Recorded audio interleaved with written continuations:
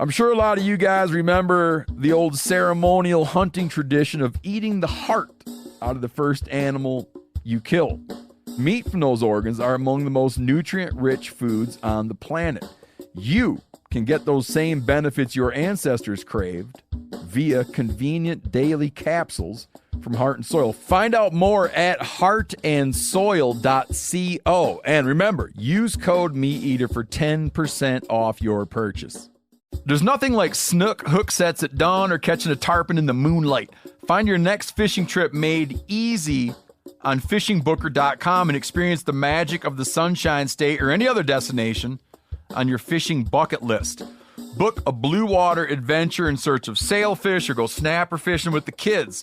With over 6,000 captains and trips to choose from, planning your next one just got a whole lot easier. Download the Fishing Booker app on the Google Play or App Store or visit them online at fishingbooker.com to book your trip today.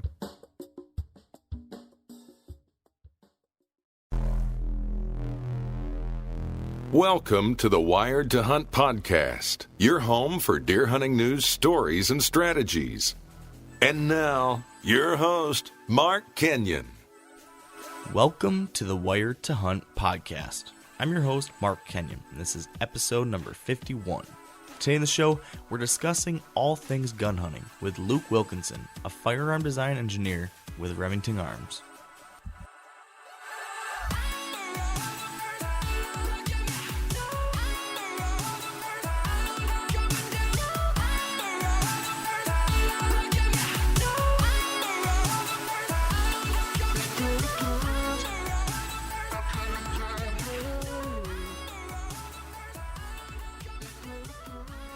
All right, welcome to the Wired to Hunt podcast. And as I mentioned just a second ago, today we're talking about gun hunting and firearms. And as I'm sure you know, gun hunting for deer is one of the most popular forms of deer hunting in the country, really. But since Dan and I don't spend as much time in the woods with a gun as we do with a bow, we've kind of failed to talk about this on the podcast so far. That said, I know it's something that still a lot of you are interested in. So today, we've got Luke Wilkinson, a firearm design engineer from Remington Arms, joining us on the show to help us dive deep into this topic. He's going to be able to offer a lot more insight than either me or Dan can, that's for sure. So in the next hour or so, we're going to talk about everything from picking out the right gun to hunt with, to maintaining and caring for your guns, to practicing with, and finally actually hunting deer with your firearm. So it's going to be loaded with helpful information for any and all of you that plan on hunting deer with a gun this season. But before all of that, I want to catch up a little bit with my brother from another mother, co-host Mr. Dan Johnson. What's going on, man? That was a pretty good introduction. I felt like I was wanted with that introduction. You are, Dan. Everyone out there listening right now, that's what they've been waiting for. They're just waiting for Dan to get on the air. And I'm here. I'm glad. How was your Easter, man? It was good. It was pretty low key. Just kind of took care of some stuff around the house and spent some time, eating good food and catching up with everyone. But otherwise, it was a weekend full of disappointment, to be honest with you. Like your wife didn't cook as good of a meal as she should have, or like what kind of disappointment are you talking about? No, the wife cooked some really good food. The disappointment was related to basketball, as you know. Oh, yeah. Yeah. I'm as you know, Dan, I'm a big Michigan State homer, and we kind of hit a wall on Saturday night. So that was a bummer. I wish I could say I feel sorry for you, or I don't watch basketball, so you got nothing. I'm sorry. I'm sorry, man. That's all right. I'm over it. It was a great run, but on a more relevant topic, the other thing I'm thinking about right now, which is the opposite of being disappointed, was just before I jumped on the air here to talk with you, I was interviewing someone for a story, and this guy was from Ohio, and he killed a 210-inch buck last year, and he sent over these trail camera pictures. And this buck is just an incredible deer. But what's super cool about it is he had a bunch of like wire stuck on one side of his antlers. It got stuck in a fence or something. I don't know what it was from. But these pictures were just super cool. And just kind of flipping through all these shots, it just got me like super pumped up for deer hunting. Or like, it's April, but I got like a little bit of a adrenaline rush just thinking about November. Heck yeah, man. Sometimes if you don't watch those adrenaline rushes, they'll keep you from going to sleep at night. That's why I try to stay off the World Wide Web before I go to bed, because if I run across an article about a big deer or mule deer hunting out west or anything like that, I get fired up, and then I'm not tired, so I'll lay thinking about the upcoming fall or what I need to do this spring to get ready, and it creates kind of like a snowball effect of energy until I finally gotta go like take a shot or something to get me calmed down again. Yeah, I can't claim that late night shots are what I need to do to fall asleep, but I can definitely relate to the excitement. Man, it's an addiction, that's for sure. Yeah. And I think you just posted something. I just posted something today just about the fact that antler growth is starting again for a lot of deer right now, and the regenerating cycle of antler growth kicking off here in April. That gets me pretty excited too, because in May and June we're gonna start seeing those antlers pop up, and we'll start to see, what bucks are back and who's hanging out in the area, and the whole cycle just kicks off again. And man, I can't wait. Yep, my buddy sent me a trail camera picture yesterday of a buck with 2-inch velvet nubs already, like just real small nubs. So, I mean, it starts as soon as those antlers fall off. That's awesome. That's exciting to hear. Yeah, you're right. It's they're out there, and it's just it's just cool. I just love the summer, getting to see, like I mentioned earlier, getting to see who's back, finding out what's in the area, and all the anticipation. I think that's one of my favorite things about deer hunting is just the anticipation of deer hunting. Just looking forward to it and thinking about it and dreaming about it. Like you said, staying up all night, obsessing over it. Now's a good time to do that. So it's kind of cool because I know guys like me and you, we research our trail camera pictures to the point where we don't really need the antlers to tell what buck is who.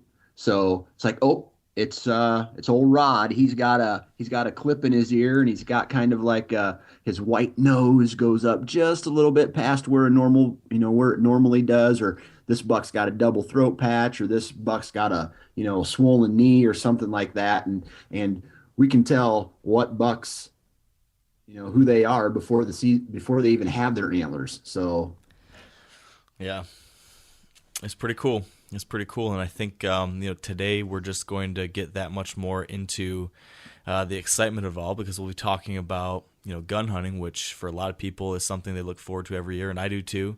I always enjoy getting out there a couple times for the gun season here in Michigan, and taking out my muzzleloader or something like that in one of the other states I hunt. So I think we're going to have an interesting conversation, and definitely something that kind of fills a gap for you and me, or maybe a weakness a little bit. Like you and I, we spend a ton of time out in the woods with a bow, and we talk about that a lot, but we haven't really touched on the whole firearm side of things. And that's an important side of hunting, is a lot of people go out there and spend a lot of their time out there carrying some kind of firearm out there chasing deer, but I just don't have that expert insight into the technical side of things, how to pick out the right gun, or how to really be taking the best care of it, or different things to think about when you're actually out there hunting with a gun. I don't have as much experience and insight to that, so I'm excited that Luke can help us out with that, and I think he's going to give us a lot of interesting insight, especially given the fact that he's an engineer, a firearm engineer. So he's really a terrific resource about everything when it comes to guns. So I think it should be pretty cool. I'm ready. Well, if you're ready, I think I'm ready. I think we should get Luke on the phone, and we should start talking guns. Let's do it. All right, on the line with us now is Luke Wilkinson. Welcome to the show, Luke. Thanks for having me, Mark. Yeah, Dan and I were just talking a couple minutes ago about the fact that, gun hunting and firearms are a little bit of a weak spot for us. So we're really excited to have you on the line with all the experience that you have to really help us, dive into this topic and share some helpful experiences and insight that me and Dan probably wouldn't be able to give our listeners. So thank you for joining us. And that said, as we mentioned a little earlier, you do work as a firearm design engineer for a major firearm company, but could you tell us a little more detail about, maybe a little bit about who you are as a hunter and maybe how you got into all that, and then finally, what you do for a day job? Sure, yeah. I got started hunting probably when I was about 14 years old. I actually was born in the suburbs of St. Louis, but moved to Middle Tennessee when I was about 10 years old.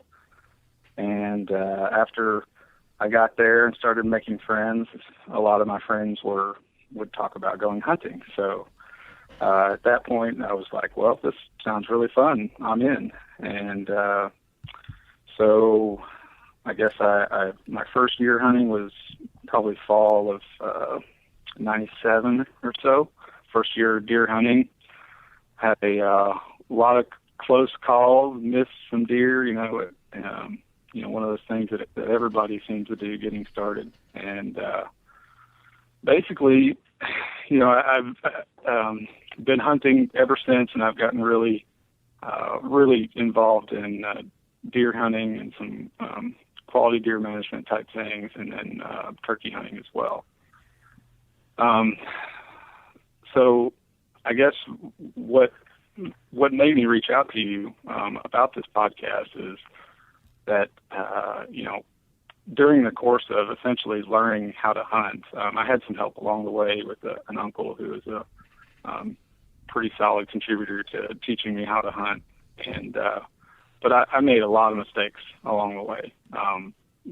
Everything from hunting strategy to I still occasionally have a problem with getting in the moment of truth and missing, blowing the shot or whatever, getting excited or having some sort of equipment issue prevent me from capitalizing.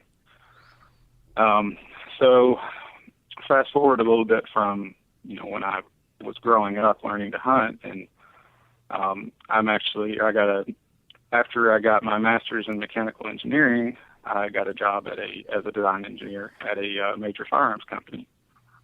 So in the last 6 years working where I do, I've learned a lot of things, learned there are a lot of mistruths out there and a lot of old wives' tales about this, shooting related stuff. So I figured this would be a good opportunity to kind of debunk some of those myths or offer, whatever insight I can as to some tips that, that'll help people, that work so hard all year to put themselves in position to harvest this deer, and then, prevent them from having some sort of equipment related issue that causes them to choke in the moment of truth. Yeah, well, I can certainly relate to that. For anyone who's listened to the podcast over the past couple months, just this past year in December, I had a situation where I missed an opportunity at a deer, I think it was 2 times in a row or 3 times because of a firearm malfunction with my muzzleloader. I had one where my gun wouldn't cock back, and then the second time I was able to get my gun cocked back, but when I shot, it misfired. And then the third time, I had an issue where the gun wouldn't cock back, and then finally I forced it back, and then I got it cocked back, but when I pulled the trigger, it wouldn't go off. And then when I went to try to get the hammer pulled back even further, I thought maybe the hammer wasn't locked all the way back. When I tried to fix that, and I just brushed my thumb against it, the hammer did explode forward, and then the gun went off and didn't hit what I was originally aiming at before messing around with that. So I kind of experienced it all just in December trying to kill a doe. You remember that well, Dan, don't you? I do. Yes, that didn't go well. So I'm glad that you can be the person to give us this advice, because certainly based on how I've been doing lately, I'm the one making the mistakes too, and I'm the guy that needs this help. So that said, I'm curious. You said that you're you're design engineer for a firearm company. What do you do? What are you designing? What are you engineering? What's your job?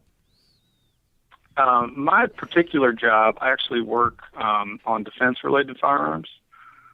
So I deal, most of my career has dealt with semi-automatic and automatic, like machine gun, like, for example, the M4 that the Army uses. I've worked on, improvements to that,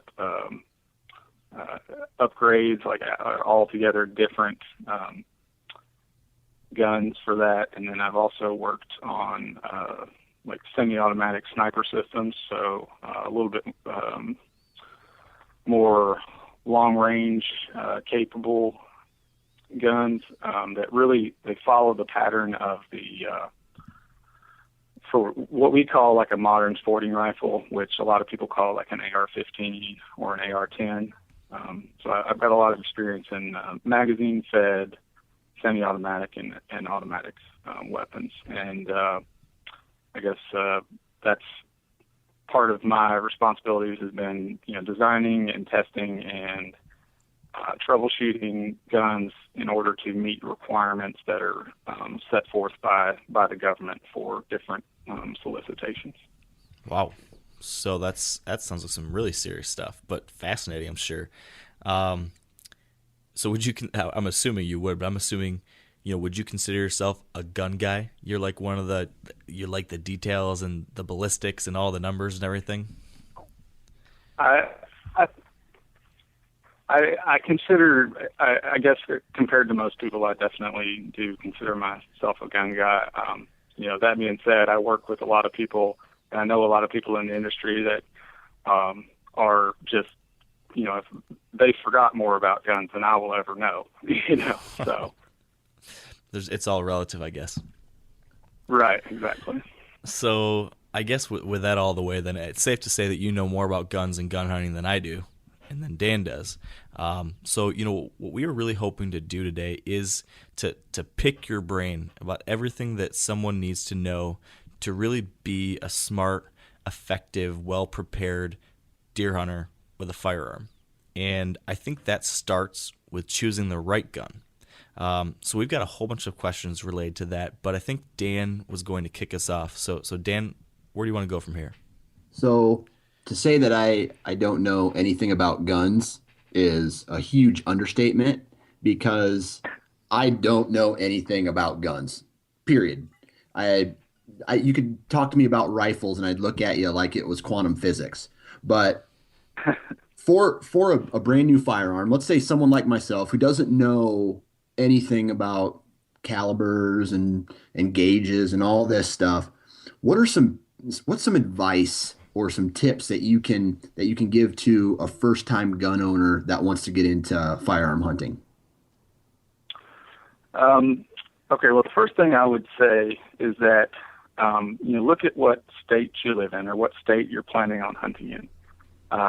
Because if I recommended for you to get a whiz-bang centerfire rifle, that would be great, other than you couldn't use it during Iowa's shotgun season because they don't allow centerfire rifles.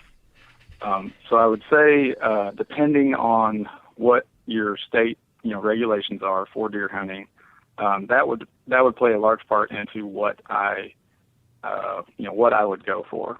That being said, for a shotgun / muzzleloader only state like Iowa, or I guess Illinois is shotgun only as well. But for those kind of states, you have some trade-offs between shotgun versus a muzzleloader. Since we're starting with the basics, and muzzleloader is exactly what it sounds like. You actually load the powder and the bullet in from the muzzle, and it's not a quick process. So you're limited to pretty much one shot. I've seen videos of people getting multiple shots off on deer with a muzzleloader, but you can pretty much count on one shot only for those. Some of the benefits of a muzzleloader is that your projectiles are a little bit flatter shooting.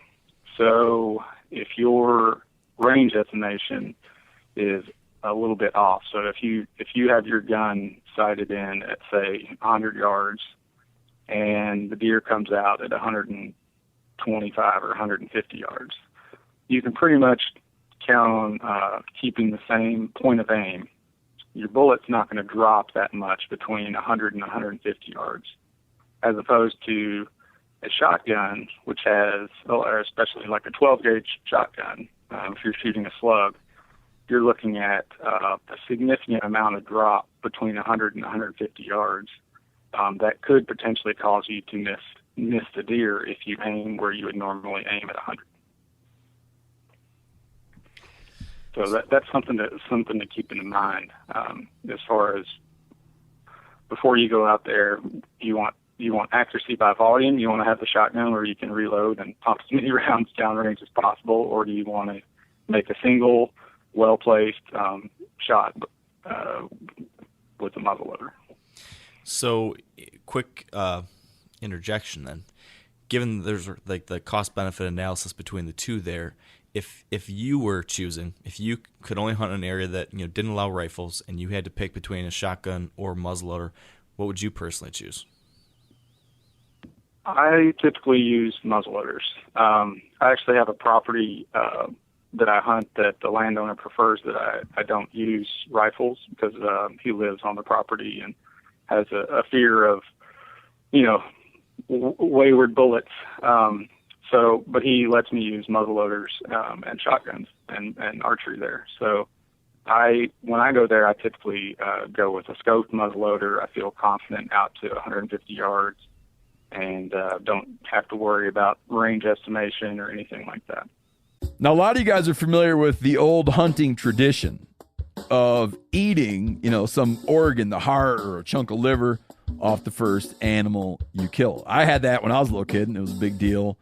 Organ meats were always prized by frontier people who knew the importance of getting a lot of different minerals and nutrients. And as often is the case, those guys were onto something, because organs are among the most nutrient-rich foods on the planet. And you can get the same benefits your ancestors craved via convenient daily capsules from Heart and Soil, made exclusively from regeneratively raised, grass-fed, and finished cattle. Heart and Soil's unique freeze-drying process means all those important nutrients are trapped in, ensuring you experience every one of the benefits of nature's superfood in a clean, convenient, taste-free capsule. Find out more at heartandsoil.co. And make sure to use code MeatEater for 10% off your purchase. That's heartandsoil.co. Use the code MeatEater. There's nothing like snook hook sets at dawn or catching a tarpon in the moonlight. Find your next fishing trip made easy on fishingbooker.com and experience the magic of the Sunshine State or any other destination on your fishing bucket list. Book a blue water adventure in search of sailfish or go snapper fishing with the kids. With over 6,000 captains and trips to choose from, planning your next one just got a whole lot easier. Download the Fishing Booker app on the Google Play or App Store, or visit them online at fishingbooker.com to book your trip today. Okay. Now, so we've talked, you need to decide what you can use in your area. Can you only use a shotgun or muzzleloader, or can you use a rifle? What else should you be thinking about now when you're making that decision? Because, to Dan's point, especially if you have no experience with guns, I have more than he does, but I'm not necessarily a guru. When you walk into a store like Cabela's or whatever your local gun shop is, there's not a million, but there's a ton of different options, and there's all these different models and all these different calibers and all these different styles. If you were to say, the basic baseline, let's talk rifles now, since we just talked about shotguns and muzzleloaders. What do you think would be just a basic startup rifle for deer hunting that someone should look into? What would you say would be your overall first pick that someone should say, hey, this is a good starter gun?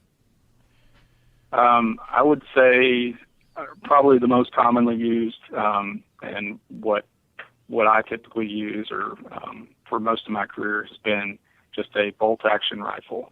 It's a very common rifle. They're relatively easy to operate. There's a lot of models out there at all different price points. So, you can get an entry-level bolt-action rifle with a scope already mounted. It's already been laser bore sighted, so that, when you go to sight the gun in, your first shot's most likely going to be within 3 or 4 inches of where the scope is. You can get those for $350 at Cabela's or Bass Pro Shops or wherever. There's a lot of brands. I know, Remington has a Model 783. Marlin has their Model X7. Savage makes a bolt action around that price point, I believe. And I know the Ruger American is another good one at that price point. And then going up from there, you're looking to spend $500 or $600 on a rifle, or you can get pretty much the standard that a lot of other rifles have been based on is the Remington Model 700 action. So that's a pretty good mid-level, reliable, accurate firearm that's been out there for a long time. So here's a question for you. I mean, when you buy a gun like that, like you mentioned, one of those entry-level bolt-action rifles that's in that $300 to $500 price point, from everything I've seen and from my own experience with them, they're pretty darn accurate, pretty darn dependable guns. I mean, they're quality. What do you get when you upgrade to these other rifles that are $1,000 or $1,500? Is the difference that noticeable? And if so, what is it that you're paying for when you get that more expensive gun? Okay. Well, the fit and finish are generally a lot better. So the lower price point guns are something that they're a lot higher volume. The tolerances they would have a little looser in order to just make sure that everything fits and goes together. And the manufacturing processes are generally not as detailed. But I guess you can get for bolt action rifles, you can get one big thing that you hear a buzzword is the bedding of the action. So a lot of the higher end guns will have a composite type stock that has aluminum bedding blocks, or they'll tout free floated barrel and things like that. I would say that for the higher price point guns, you're getting a lot nicer looking gun. A lot of them they'll have coatings on them that'll make them better, more rust resistant, or it may be a stainless steel action instead of a plain carbon steel action with bluing or whatever. And sometimes they'll offer better triggers with the more expensive guns, or generally more durable type product. Okay, that makes sense. Now, the final thing I'm wondering about when it comes to choosing the right gun is caliber, because this is another one of those things that I think can be intimidating for a lot of people, because there's so many different calibers, and I think a lot of people probably don't even know what it means, or how to differentiate or what's needed. Is there a best overall caliber for deer, or if not, is there a handful of popular calibers that you'd recommend that if someone's going to the store, you should look into these handful of different calibers when they're choosing the right gun for deer hunting? Yeah. The people will argue with you until they're blue in the face over what the best caliber is. But I can definitely say some recommendations of some pretty popular, proven calibers.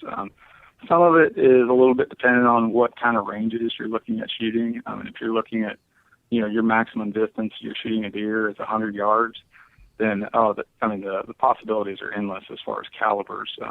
A lot of the arguments for some of the other calibers are that it's flatter shooting, and et cetera. But I mean, I think a good baseline cartridge is your 308. That's it's a good trade-off between knockdown power. You've got the ability for longer range shooting with it, and the recoil is not such that it's going to just jar you so bad that you're afraid to shoot it. For like someone that's a little bit smaller of stature, maybe something like a 243. 243 is essentially like a necked down 308, so it's the same parent cartridge, a smaller, a little bit lighter weight bullet, so your recoil is going to be a little bit less. If you want to go bigger, 30-06 is a pretty popular one. It's been around a long time. 300 Win Mag is also a good one. And 270 would probably be the other one I'd throw in with that group. So of all those calibers that you just mentioned, that would be for a regular first-time hunter. Now, would you suggest a different caliber for maybe women or children? For women or children, I personally like the 243. It's a really, I think it's a good trade-off between you've got it's a good knockdown power, a wide availability of bullets, so you can go to Walmart or Cabela's, and they're probably going to have 10 different flavors of 243 bullets there. But you definitely don't want to go on the bigger side, especially small of stature people, women, children, whatever. They're going to be recoil sensitive, and the last thing you want is to introduce some sort of bad habit as a result of them being afraid of the recoil of the gun. Now, I know you mentioned, and this may sound like a dumb question on my part, but knockdown power. What would you say is the definition of knockdown power? I would call it like kinetic energy of the bullet. So your kinetic energy is a function of the mass of the bullet and the velocity of the bullet. Gotcha. So like a 243, you can buy a 100 grain bullet, and with the muzzle velocities that are typical for that caliber, you're going to have X amount of kinetic energy that is more than capable of breaking through bone. You put it on the shoulder, 100 yards, and you're going to penetrate, and you're going to put the deer down. So next, you sort of mentioned this a little bit earlier, and so it's kind of tying to that. You talked about your experience with modern sporting rifles, or some people refer to them things based on the AR platform. What are your thoughts on modern sporting rifles for deer hunting? Are they appropriate gun for deer hunters? And if so, is there any type you would recommend? So there's kind of a political aspect to the modern sporting rifle, because obviously they look different than what people are used to as a deer rifle. The biggest difference is they're magazine fed. A shotgun has a magazine, but it's in a tube form. But these modern sporting rifles have a detachable magazine, and it's a semi-automatic. So you when you pull the trigger, it fires the round, ejects the spent case, and then loads the next round.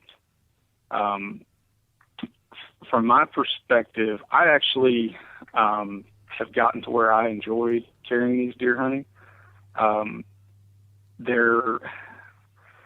It's probably as much just the nature of the beast, and it's what I work with a lot.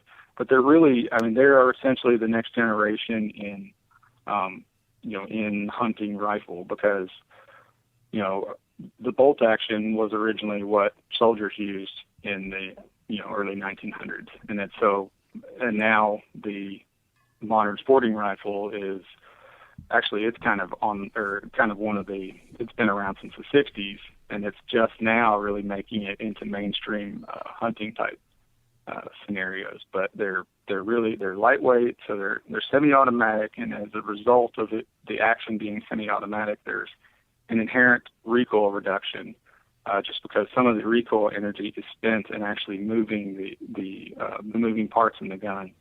That's that occurs when you cycle the action and reload the next round. So for a 308, so you got a 7-pound 308 semi-automatic versus a 7-pound 308 bolt-action rifle. Your semi-automatic is going to have less felt recoil than your bolt-action. Now, is that true if you look at a semi-automatic 308, regular old-time rifle that's a semi-auto versus a modern sporting rifle that's, obviously looks and feels different? Is that still going to be less recoil with the MSR compared to the regular woodstock standard-looking rifle? Generally, it depends on the actual amount of mass that is moving. So like an older style semi-automatic versus the modern sporting rifle, it may have a little bit different amount of the bolt. Essentially, the bolt carrier assembly may weigh more or less, and that could potentially, affect the felt recoil. Okay, interesting. Now, I guess the next thing naturally coming after us, if we've talked about the different types of guns, rifle versus shotgun versus muzzleloader, and now we've talked about the different calibers. The next thing, at least that I'm thinking about, that if I'm trying to buy the gear to get started gun hunting, is ammo. And I kind of grew up with a family that was kind of, I'm trying to think whether economical, I'll say it would be the right word to use maybe. I still use the same rifle that my grandpa gave me, 15 years ago. And I still use a box of shells that he gave to me back then when it comes to rifle hunting up in northern Michigan. And if I was buying new ammo, I think, we've always just kind of bought the baseline standard, 308 ammo for that rifle. I never really got into thinking about the more expensive, fancier ammunition or what that might entail or what that might give me. So I'm curious, is expensive ammo worth the money for your average deer hunter? And, if so, what should I be looking for when buying ammunition? So, again, it kind of depends on, if you're hunting thick woods and you're never going to shoot past 100 yards, then it's probably not going to matter that much about whether you buy the cheapest stuff you can find versus, you don't need to be buying the $5 a shot, premium ammo or anything. But when you get into longer range type things like maybe Western hunting with a rifle, it definitely pays to go with a little bit higher end ammo. That's not to say that there's not lower end ammo that is very consistent and shoots pretty well. But in general, the more you pay, the more you get with ammo, and whether it's their quality control for that, when they run that type of ammo is a little bit tighter, or whatever. But there is some benefit to paying a little bit more for ammo. Okay, so we talked about the ammo, and we actually had a guest on the podcast when we were talking about our Western hunting trip, and he's told us that you should put as much money into your scope as you should your rifle. Do you agree with that? And then maybe could you elaborate on, as far as sights and optics, what are the best for hunting situations? I absolutely agree with the statement about the put as much or more money into your scope as you do into your rifle. Optics can make a huge difference in a wide variety of situations, but low light is which deer move in low light conditions, so it can mean the difference between being able to shoot that deer up to the end of legal shooting time, or having to call it quits 15 minutes early because you can't see through your scope. That being said,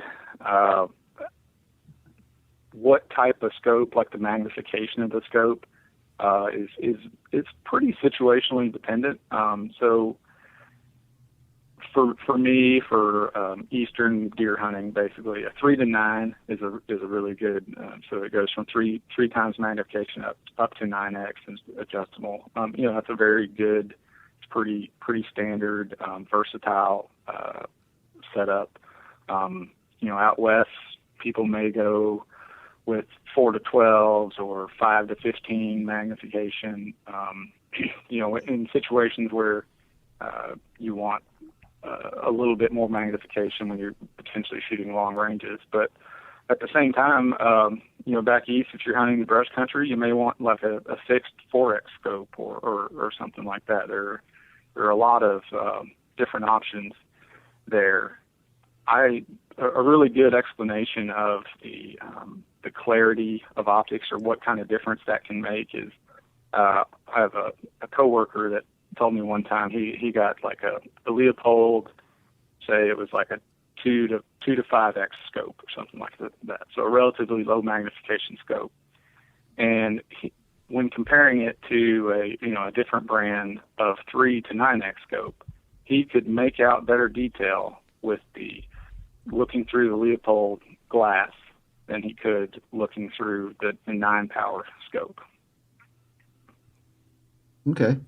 Now, one thing that I was kind of intimidated by, as far as buying a rifle and a scope, is, and maybe this is just me assuming, but range and having to do with the drop and the spin and all this stuff. How do you have to do a lot of math, and do you have to do a lot of like studying and taking notes when you're sighting in your rifle for different ranges? I would say, anything out to 100 yards, no. When you get to 200 yards, depending on what the caliber is, you at least need to. It would be good to at least look up online. Most ammunition manufacturers will have tables available on their websites where you can go and say, okay, I shoot a 243 with I've got a 20-inch barrel, and then they'll tell you if you have your gun zeroed at 100 yards that your gun's or your bullet will drop 2 inches between 100 and 200 yards, or for example.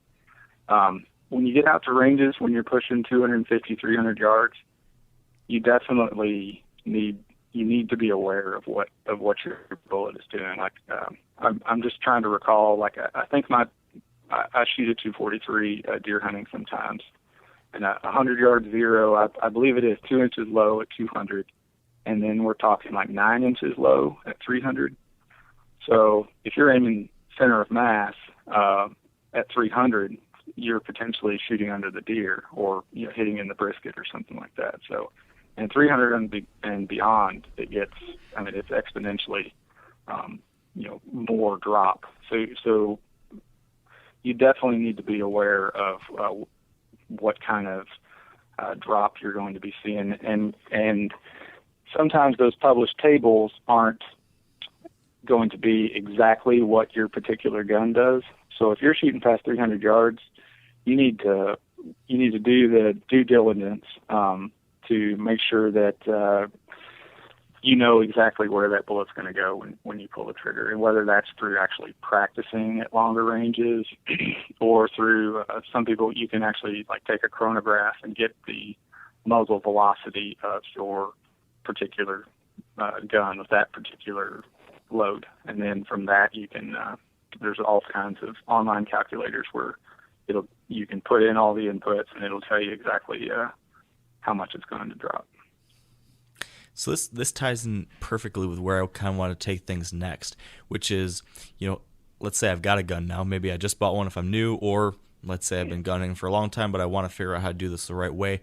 I want to talk about the proper way to sight in a gun and then the proper way to establish a practice regimen. So to start, and tying in perfectly with what you're just talking about there, can you walk us through, from your standpoint, working for a firearms manufacturer, how would you guys say is the correct way to sight in a new firearm before deer hunting season? Well, if it's a brand new, out of the box, the first thing I would do would be to, before you even take it out there, is I would run like a bore brush through the bore. I would clean the bore. It's common for, a gun fresh off the line to have some sort of, crud from one of the manufacturing processes, or maybe the barrel has a certain type of heat treatment that might leave some crud behind or whatever. So a good starting point is going to be just clean the bore. And one thing that's really important, and this comes into whether the premium ammo is worth it or not, is whatever you're sighting your gun in with, that needs to be what you're hunting with.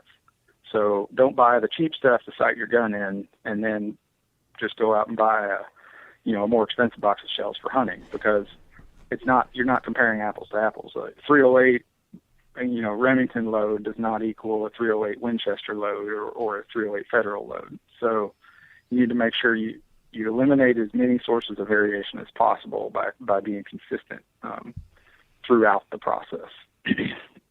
So you got your barrel is clean. You go to the range. A really good, common zero range is 100 yards. So what I would recommend is just making sure you had at a range with 100 yards, and you want to have a steady arrest as you can possibly get.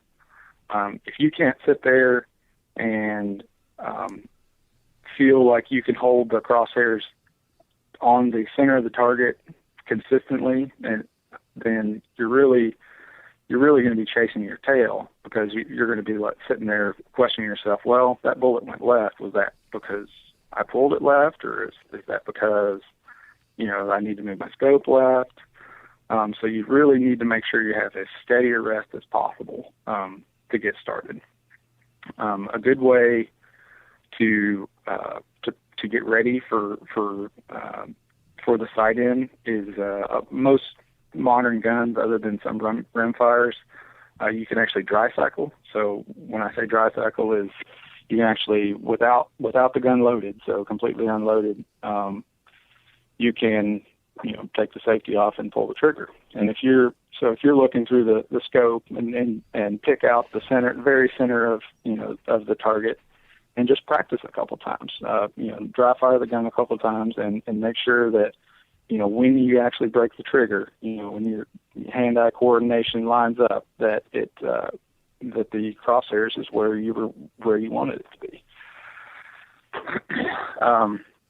So after you're comfortable, what I would do is, I think you can legitimately sight in a gun with a single box of ammo, not knowing anything about it to begin with. So I would start by firing maybe 5 shots from your brand new gun, just to get it on paper, and then I would make sure I had cleaning supplies available at the range. So run some patches or run the bore brush through it, and it's typical for sometimes a brand new barrel is going to have a couple of little sharp edges on the inside from the manufacturing process. And what it'll sometimes do is it'll shave a little bit of copper off the jacket of your bullet, and it'll leave some copper behind in the bore. And what you want to do is, after a few shots, it's kind of worn the sharp edges down a little bit. So you want to get it back to square one by cleaning it. So then your next 3 to 5 shots, I would make sure you got you would use that to get your point of impact as close to where your aiming point as possible. So, assuming you've got it on paper already, which you can get it on paper at any distance. It doesn't have to be 100 yards, but you at least want to get it as close to where you're aiming as possible. Then the next 3 to 5 shots, like I said, should be at the distance you plan to zero the rifle. And at that point, I would say decopper or clean the bore again.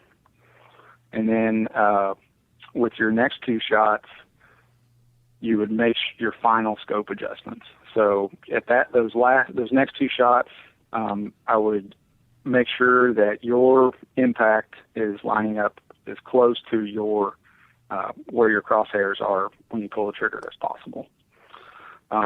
And what I always like to do after sighting in is shoot like a 3-shot group. So you want to try to put 3 shots as close as possible together. And that kind of gives you an idea of, okay, well, rather than going out there and firing 1 shot and say, okay, it's an inch from the bullseye, I'm good to go. Shoot 3 shots.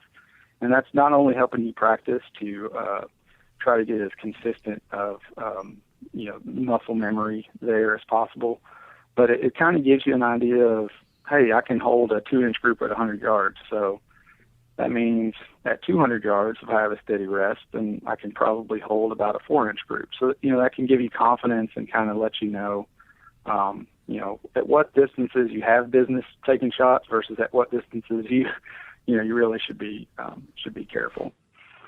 And I guess the last thing I'll say there is don't be discouraged by, what if you shoot a 3-shot group and say it's like there's a 3-inch extreme spread or something. I mean, that's pretty common. Great shooters can shoot great groups, but not everybody's a great shooter. And, for deer hunting, you don't have to be the best shot in the world, but a 3-inch group of 100 yards is more than adequate for making an ethical, clean kill on an animal. Now, a lot of you guys are familiar with the old hunting tradition of eating, some organ, the heart or a chunk of liver off the first animal you kill. I had that when I was a little kid, and it was a big deal. Organ meats were always prized by frontier people who knew the importance of getting a lot of different minerals and nutrients. And as often is the case, those guys were onto something, because organs are among the most nutrient-rich foods on the planet. And you can get the same benefits your ancestors craved via convenient daily capsules from Heart and Soil, made exclusively from regeneratively raised, grass-fed, and finished cattle. Heart and Soil's unique freeze-drying process means all those important nutrients are trapped in, ensuring you experience every one of the benefits of nature's superfood in a clean, convenient, taste-free capsule. Find out more at heartandsoil.co. And make sure to use code MeatEater for 10% off your purchase. That's heartandsoil.co. Use the code MeatEater. There's nothing like snook hook sets at dawn or catching a tarpon in the moonlight. Find your next fishing trip made easy on fishingbooker.com and experience the magic of the Sunshine State or any other destination on your fishing bucket list. Book a blue water adventure in search of sailfish or go snapper fishing with the kids. With over 6,000 captains and trips to choose from, planning your next one just got a whole lot easier. Download the Fishing Booker app on the Google Play or App Store, or visit them online at fishingbooker.com to book your trip today. So I guess the follow-up question to that then is, if that's the right way to sight in, and, it sounds like it's, a fairly... it's a process that you have to go through, right? You need to shoot several times, see where that group is, adjust your sight, shoot several times, adjust. A lot of people, I think, do that to some degree. They sight it in, they feel like they're pretty much on zero or close enough, and then they go out hunting for the rest of the season. And the next year might come around and they'll just say, hey, last year I was zeroed in, I'll go out hunting again. Or maybe they'll go out to the range and they'll shoot once, make sure they hit pretty close to the bull, and they'll say, hey, I'm good, I'm going to go hunting. Is that okay to do? Or do you think there should be some kind of consistent practice with a gun? And then if that's the case, what would you say a good practice regimen with a firearm should look like? Okay, I'll say this to start with. I know a lot of your listeners are pretty hardcore deer hunters, probably a vast majority of which are archery hunters. And I know most archery hunters I know, when it's June and it's in the summertime, we're out after work and we're shooting our bows a couple nights a week at least. Yes, we're practicing quite a bit with archery. And the good thing about a firearm is you don't have to practice as much as you do with archery. But lack of practice should not be I don't think it should be an excuse. There are obviously not everybody can shoot a firearm in their backyard like they might be able to shoot a bow, but there are ways that you can practice. Like I mentioned earlier, is dry fire. So there are a lot of like action shooters and stuff out there that a huge portion of their practice regimen is involved. Dry fire in the basement. So, the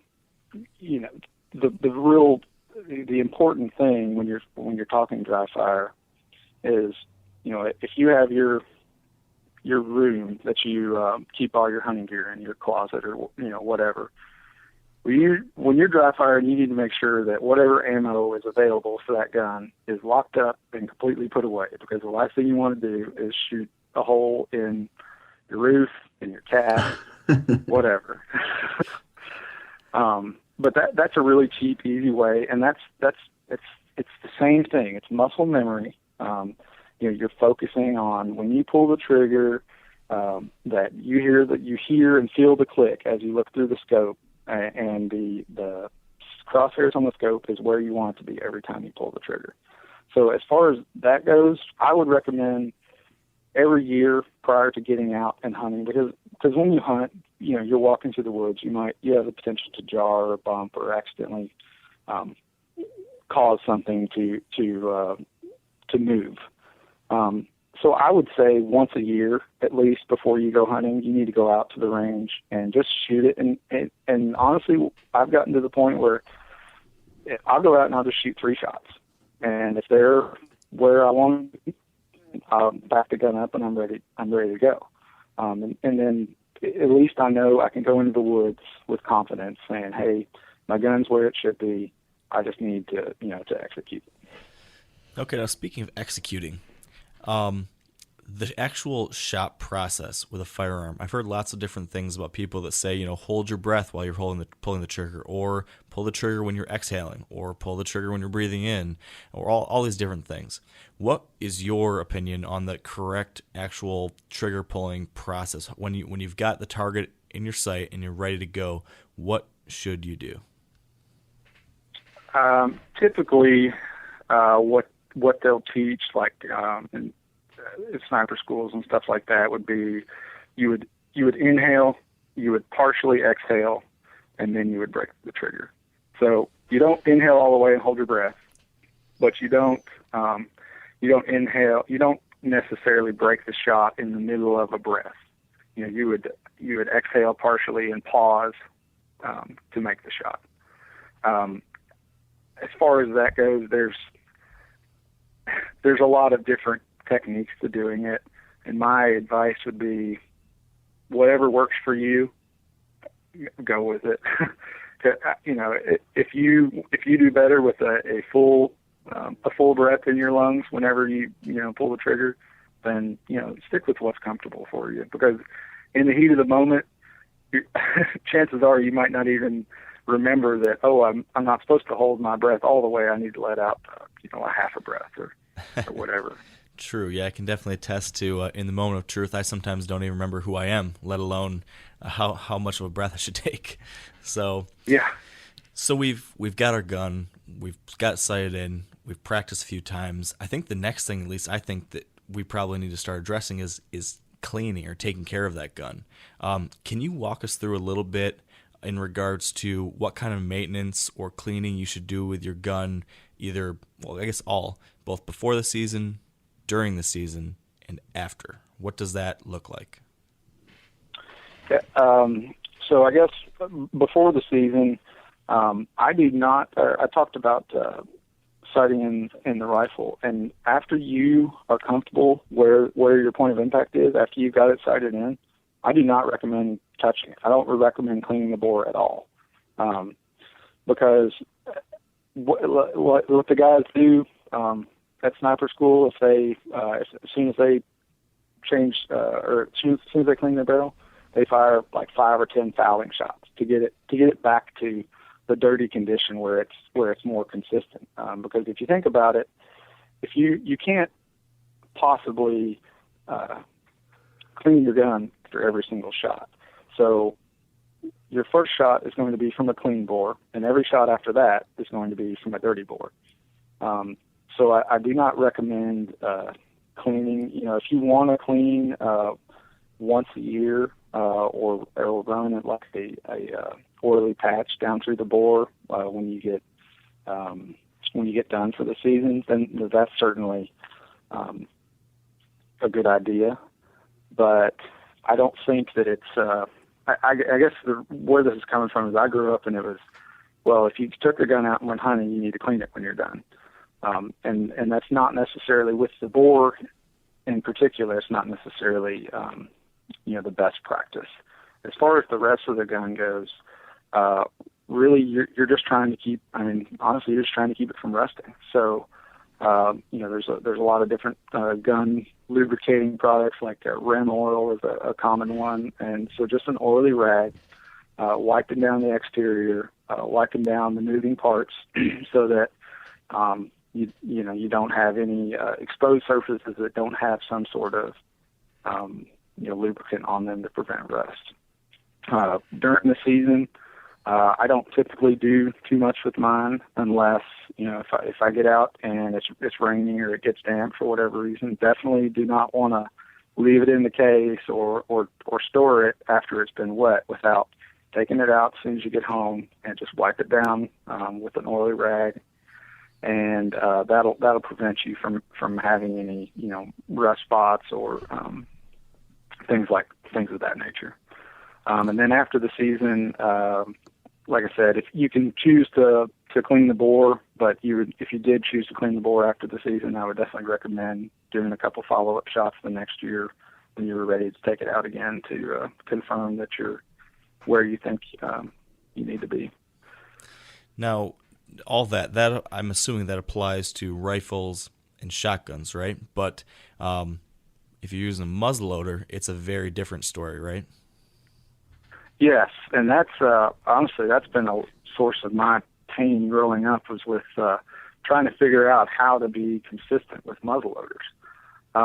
So muzzleloaders in general use black powder or Pyrodex or 777 or what have you, and they all leave a lot more residue in the bore than your typical centerfire rifle cartridge. So what I've run into in the past is I'll shoot one shot through my muzzleloader and I'll reload it and haven't touched the thing, and then the next shot will be a foot away or whatever.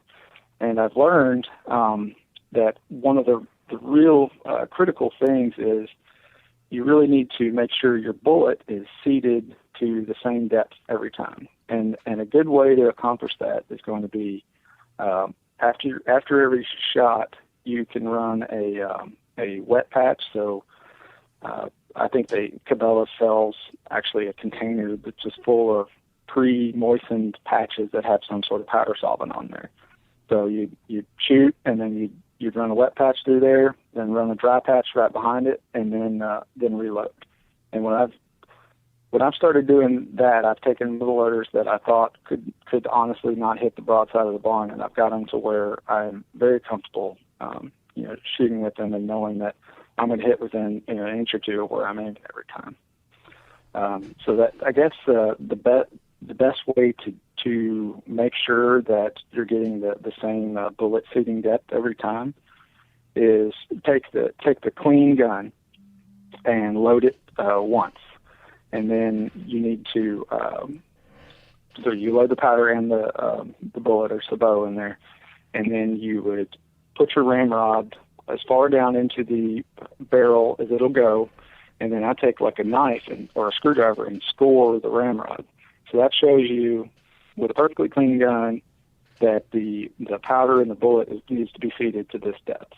And so then from that point on, anytime you load it, you can use the ramrod essentially as a measuring stick to make sure that your bullet and your powder are loaded to the proper depth. Another thing that does is occasionally people will leave muzzleloaders loaded. So, not everybody wants to shoot the muzzleloader into the ground or whatever after every hunt. So a lot of people will leave them loaded for a season, or sometimes a season turns into the next season. Well, that's a good way to know, hey, this one's already loaded. I don't need to dump another load of powder or charge of powder and a bullet in there, because then you could really have a problem. Yeah, that would be a problem, wouldn't it? Yeah. And it's been done a lot more times than you would think. I just imagine the Looney Tunes where Elmer Fudd shoots the gun and it banana peels backwards. Exactly. Yeah, that can be a little scary. I've always felt, when shooting a muzzleloader, there's always that small little bit of like unknown with those guns where you worry if you did something a little wrong, it might not quite go the way you want it to. Yeah, exactly. But I guess moving on to the final step for a gun hunter, we've got our gun, we've got it sighted and practiced, we've got it clean, ready to rock and roll. Now, when we're actually out there hunting, would you say that a deer hunter's strategy should be significantly different with a gun than what they might have when they're out there bow hunting? And if so, what do you think are those basic big differences? Well, the beauty of a gun is you do have a lot more range than with a bow. So there is the potential that it would be a better strategy to hunt, say, the stand that has a lot, you can see a lot farther from X stand. So, it potentially is a better strategy to do that.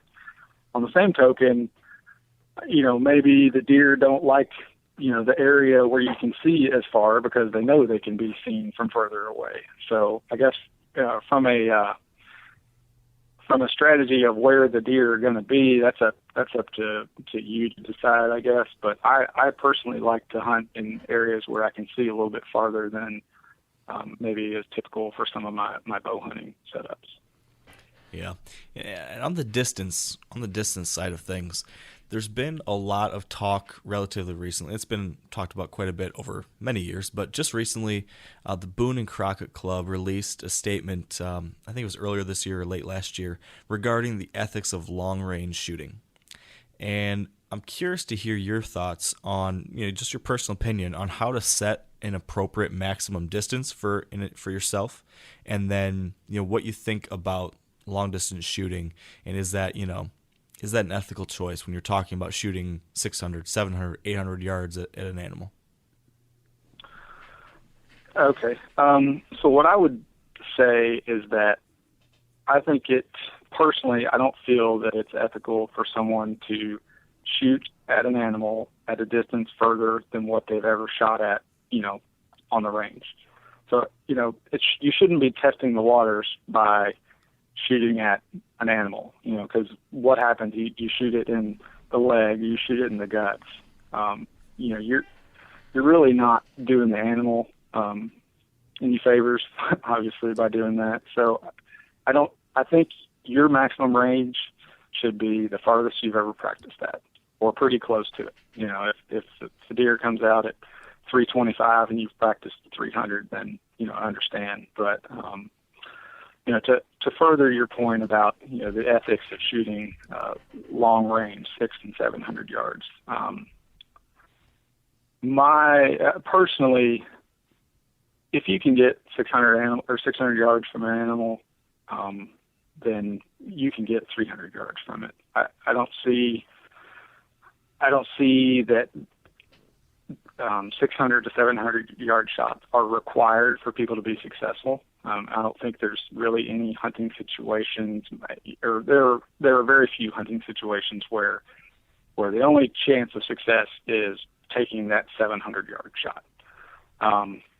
That being said, some guys just like the challenge of shooting at long range, and my opinion on that is, if you practice and you are comfortable at that range and you can make a quick, clean kill at that range, then wear it out. I don't personally have a problem with that aspect of it, but I do have a problem with the guys that are, going out and shooting at 700 yards at at an animal that they've never practiced out past 100 yards in their life. So. Yeah, and I think that applies right to any kind of hunting, whether you're out there with a firearm or a gun, a rifle, a shotgun, or a bow. You should never shoot beyond what you're very confident in and that you've done before. You've demonstrated in the past that you can accurately and ethically kill an animal at that range. Like you said, when you're actually out in the field hunting, that's not the time to test the waters and just see, hey, maybe if I lob one out there, maybe I'll hit. That's not the ethical choice. That's not, in my opinion, the right way to do it. So, Exactly.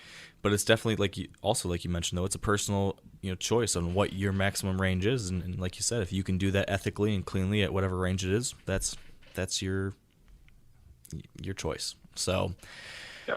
I'm curious, Dan, over there being the least gun hunting experience, do you have any other questions for Luke from a actually in the field standpoint about tips or tricks or anything like that? No, I tell you what this has done for me though is I've always wanted to try out a muzzleloader. I don't even know if I've shot a muzzleloader before, and I have a lot of friends telling me that it's pretty fun, and I think I'm gonna this podcast might have been the tipping point for me as far as just getting a starter muzzleloader and just starting to practice with it. That's awesome. I think that's a good idea. Yeah. Luke, then for you, now that you've inspired my co-host Dan to go out there and get a muzzleloader and try his hand at gun hunting, do you have any final parting advice for someone out there, whether they're new like Dan or someone who's been using a firearm for a long time? Any other parting advice when it comes to hunting with a gun that everyone should keep in mind moving forward this season? Just one thing I would say is that when you actually get into the field, you want to be set up in a position where you can get the most steady rest possible. Because the key to being accurate and being precise with your shooting is being able to have, you got to have a steady rest. So, whatever means necessary, whether it's a bipod on your gun or a shooting rail around your tree stand or whatever, I can't stress enough how important it is to have a steady rest, because it doesn't matter how accurate your gun is. If not many people can make, a offhand shot at 150 yards, especially when it's the deer of a lifetime and you're barely standing upright without falling down from shaking. That's definitely something that people need to keep in mind, especially for the bow hunter turned gun hunter. For someone who's out there with just a regular portable hang-on tree stand that doesn't have any kind of rest. That's something I've struggled with in the past. I've got all my stands hung up to be bow hunting, and then when I do go out there with a firearm, there is no good rest. So I've started bringing a shooting stick, and I've actually cut a hole in a tennis ball and stuck that tennis ball on the bottom of my shooting stick, so that when I use that shooting stick and I set it down to rest on the base of my tree stand platform, it doesn't go through the little holes in the metal. So that's what I've used to try to get a good rest, and that's helped. But I think to your point, getting a shooting rail if you're in a tree stand, or having specific gun hunting stands like a box blind or ground blind or whatever you're using, that's super important. Do you have any advice? I guess a final question when it comes to, when you're shooting on, like maybe you're walking to your stand and you're standing, or you're caught surprised. Any tips for getting that kind of offhand shot and doing that the best possible way? Offhand is tough. What I would say is that if you anticipate being in a situation where you say you have a long route to your stand, I would spend some time at the range just practicing offhand, and a lot of it's timing, because no one's going to be able to hold the crosshairs perfectly steady offhand. So you really got to work on the hand-eye coordination to break the trigger at the time where the scope is in the right place. So I would just recommend practice, and you can also practice dry fire the same way. So that's probably what I would recommend. Okay. Awesome. Is there any value to different shooting positions? Like, if possible, should they kneel or sit? From what I understand, kneeling is good. Seated is even better, and prone, laying down flat is the absolute best. Is that true? And if possible, if you have the time to do it in the view and stuff, should you try to get in one of those positions rather than just standing up? Yeah, I would say the closer to the ground you are, the more stable you're going to be, and that pretty much falls right along with standing versus kneeling versus sitting versus prone. So, in anything you can do to kind of lock your body into, or lock the gun into a more stable position, whether it's clamping against, using a tree as a prop or whatever, or a backpack. Anything you can do to get more stable, closer to the ground, you're going to be helping yourself. Awesome. All right. Well, I think that me and Dan here are well prepared with some great new information about how to, be better firearm hunters. And I definitely know that this season I'll be out there with my muzzleloader and my rifle at times, and I might even get a shotgun this year to do a little bit of gun hunting here in southern Michigan without needing to clean my muzzleloader all the time. So this has been super helpful for me, and hopefully for a lot of other people out there, because I know there's a lot of gun hunters listening to our podcast, and we have done a lousy job of talking about it. So thank you, Luke, for helping us, for making sure we can talk on that topic, and with an expert like you giving us the information. No problem. Thank you guys for having me. All right. Well, that's going to be it for us today. So, as always, we'd like to thank our partners who help make the Wired to Hunt podcast possible. So, big thank you to Sitka Gear, Trophy Ridge, Bear Archery, Redneck Blinds, Huntero Maps, Huntsoft, Lacrosse Boots, and the Whitetail Institute of North America. And thank you to all of you joining us today. I hope we were able to offer you some helpful insight into the gun side of the deer hunting world. And most importantly, I hope you enjoyed your time with us. So have a great week and stay wired to hunt. I'm sure a lot of you guys remember the old ceremonial hunting tradition of eating the heart out of the first animal you kill. Meat from those organs are among the most nutrient-rich foods on the planet. You can get those same benefits your ancestors craved via convenient daily capsules from Heart and Soil. Find out more at heartandsoil.co. And remember, use code MeatEater for 10% off your purchase. You ever get that feeling the walls closing in, the concrete jungle suffocating you? You crave some wide open spaces, the chance to connect with nature, maybe in a spot all your own. Well, head over to land.com. They've got ranches, forests, mountains, streams, you name it. Search by acreage. You can search by location. You can search by the kind of hunting and fishing you're dreaming of. Land.com. It is where the adventure begins.